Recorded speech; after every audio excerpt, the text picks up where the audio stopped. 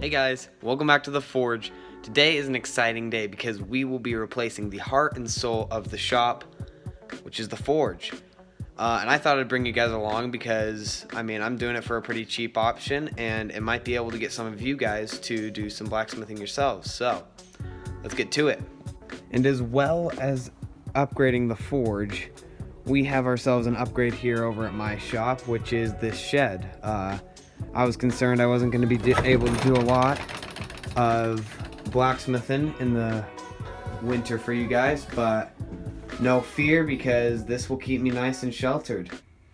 Here's what we will be needing for this project today. 6 fire bricks, 4 pieces of 11-inch bar stock with holes in either end of them, 2 pieces of 9-inch bar stock with holes in either end of them, 16 nuts, 4 pieces of threaded bar stock about one foot in length, and 4 pieces of angle iron.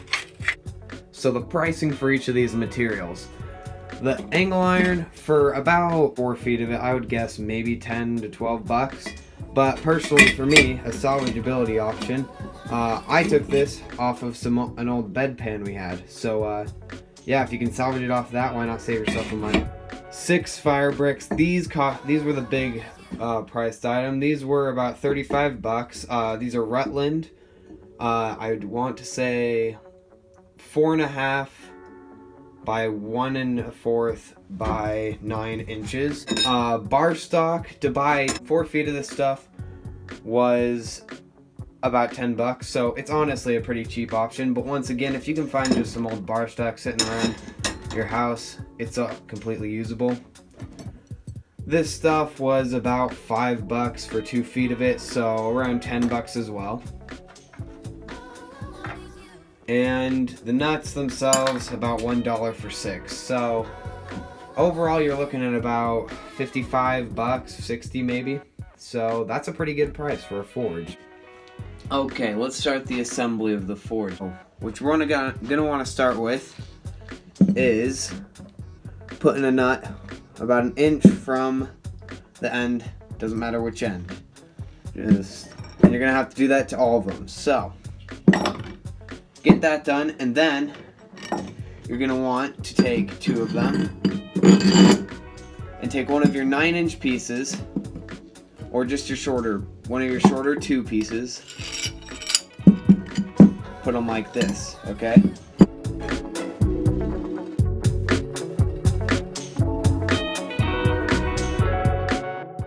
Okay, now once you've gotten these 2 things done, you want to take one of your longer pieces now and do it the opposite way of these before. So, as you can see, just like this.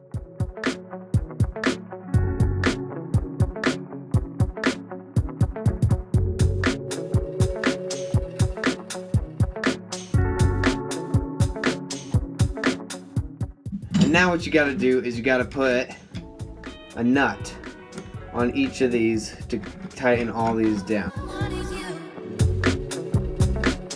Okay, now once you've got those done, what I want to do, I'm personally going to be using a little bit of a wrench to tighten these some more, just to give them that extra bit of stability that we need. But once you get the nuts on, as you can see, it is a heck of a lot more stable. These aren't bending, these aren't wiggling. And that's what you want for a forge, because you don't want it to fall over on you when you're burning it at a couple thousand degrees, you know? Never a good situation. Okay, so now we take 2 pieces of angle iron. We set them up like so. And these are gonna help keep the fire brick together. It'll really help with the pressure fit because that's how this thing is gonna go together. Fire brick is extremely brittle and the screws would probably melt or something anyway, so you don't want to be relying on screws to keep your forge together, especially when it's made out of fire brick. So obviously we've cut the angle iron to length of both these bricks combined. I measured it, I think, since these are 4.5 each. What you're going to want, if you're using the same material as me, you're going to want to get 8 inches of angle iron on either side.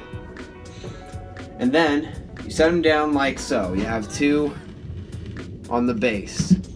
Now you put 1 piece of fire brick up on each wall as so. And then, to top it all off, you have the top like this. So this is how the top construction will look. Pieces of angle iron on either side, 2 right here. But I am going to want to personally, I want to try to put the burner on top. And the nice thing about this forge is if I don't like it being on top, as long as I drill in the center of the fire brick, I'll be able to move it to one of the sides. So we're going to try that out. And here we go, let's drill it. Okay, so I will be using this drill bit, commonly used for concrete as well. And that's what you're going to want to use against fire brick. Like I mentioned before, it's pretty brittle, so you want to be easy on it. You want your drill to not be hammer action, because that could potentially, you know, just send in too much shock and break it. And yeah, have the right size drill bit. Remember that for the size of your burner, and here we go.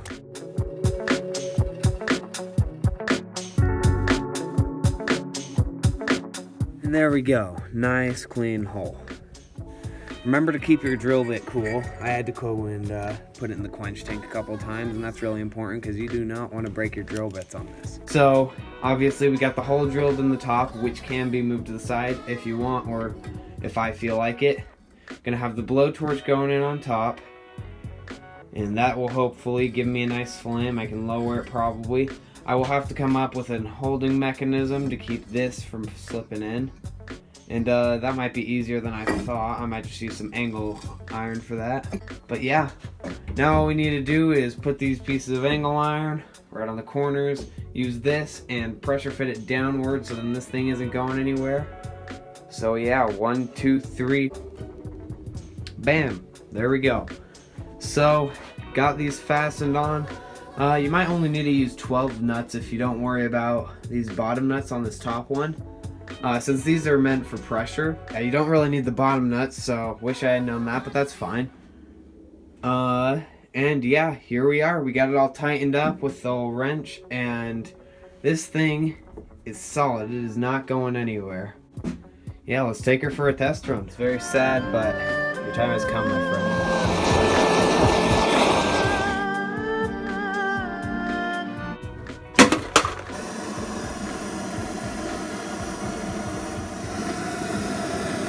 That is what we like to see.